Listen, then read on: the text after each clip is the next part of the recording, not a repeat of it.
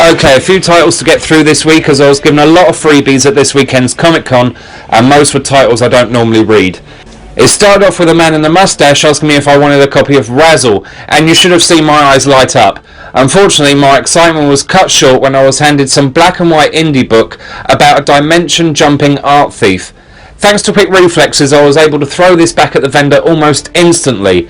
As I walked away, he continued to plead with me that it was worth giving it a chance because it was written by Jeff Smith, but I made it clear to him that it wasn't the type of bone I was looking for.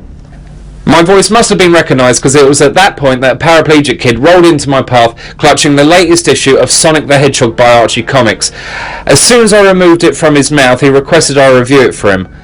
I advised him that I didn't collect the series, and purchasing the previous 201 issues to understand the continuity would end up costing me an arm and a leg, but I'd give it a shot.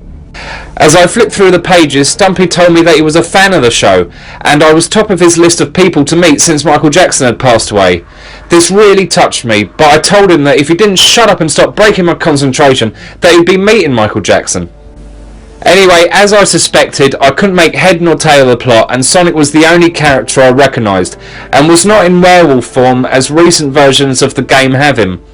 The art style and dialogue are obviously aimed at the younger audience, but for this title to reach issue 202, it means it must have a loyal fan base. But say you were 10 years old when you first started collecting this back in 1993, you would now be 26 and really should move on, you sad bastard.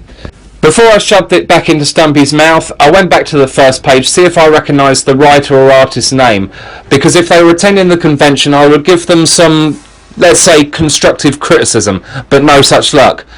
But I did recognise inker Terry Mother Effin Austin, without a doubt one of the greatest tracers ever.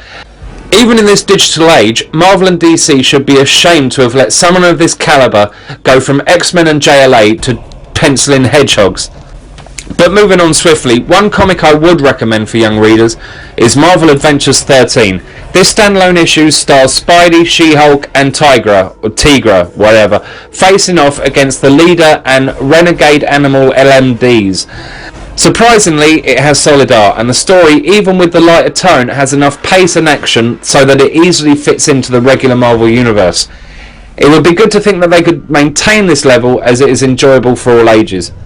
IDW's new Doctor Who ongoing series also aims itself at all ages, but thankfully takes a slightly more approach than previous attempts, although by the 6th issue David Tennant will no longer appear as the title character. And current issues which don't include their title characters at all include Street Fighter 2 Turbo number 7, which has a brief appearance of Ryo and gang travelling to the tournament, but is mainly an interlude issue which introduces the members of the Final Fight roster to the Udon universe. Superman Batman 62 has neither appear, replaced instead by Robin and Supergirl in a story which started with dull reminiscences of first meetings but did manage to pull it back once the action had moved to Arkham. Action Comics 879 is still pissing about with Flamebird and Nightwing with no Superman in sight, and DC continue to scratch their heads at the lowering sales figures. And in the majority of the DC books this month there is a statement appearing which tries to justify the JLA's current roster, suggesting that today's incarnation may be tomorrow's classic. Utter bollocks. DC is teetering on the edge and has one chance left to redeem themselves with Blackest Night. I won't go into too much detail, as I'm sure issue 1 will be reviewed ad nauseum by 3 other blokes, but it was a reasonably strong issue with the impact of Ralph and Sue Dibney's return and the death of Hawkman and Hawkgirl. The problem I have is with the so-called tie-ins, with Titans 15 featuring the return of Tempest and him taking his father's throne having no relation to BK, and Blackest Night Tales of the Corps merely reintroduces us to the other coloured lanterns. Jeff Johns fixed GL in Rebirth, but this plethora of new characters has turned me off the title in recent months, and can only hope that their purpose is as cannon fodder to increase the body count of this event. Unfortunately, the body count remains low in New Mutants number 3 as the team continue to deal with Legion's return. I never found any of these characters to have any redeeming qualities, and this series adds nothing new, so I'm at a loss to its return. Deadpool 12 is the first of my 2 picks of the week, which concludes his confrontation with Bullseye and may conclude the series with the final page. Hopefully not though, as this series has been the bollocks and is stronger in every respect to Merc with a mouth. The second is Robot 13 Colossus. This was an extremely well drawn and an intriguing introduction to this character, though I think Mike Mignola may be contacting his lawyers. The two worst of the week are Brave and Bold 25, which was a waste of an anniversary issue because hardware blows, and the other is the Mangalicious Tick for its piss poor attempt at anime style art and complete lack of humour.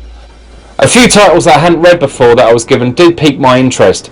Young Liar 17 had a great cover, and though the plot was a bit difficult to fathom from this one issue, anything with clown rape is okay in my book. Also from Vertical is The Unwritten number 3, and Mike Carey mixes many classic elements and gives the story of an Agatha Christie meets slasher movie feel. The Voyages of She-Buccaneers number 6 from Great Big Comics completes the current arc and is well drawn and a fun pirate adventure. But if interested, I suggest waiting for the trade, as trying to find the back issues to this series would be a pain in the arse. Alright, that's the comics over and done with, but to most of the blokes I saw at the convention this weekend, I would suggest that most of you fat fucks don't pick up these titles, but some fucking deodorant instead. Come on guys, don't be a stereotype. Hi, Mr. Walters.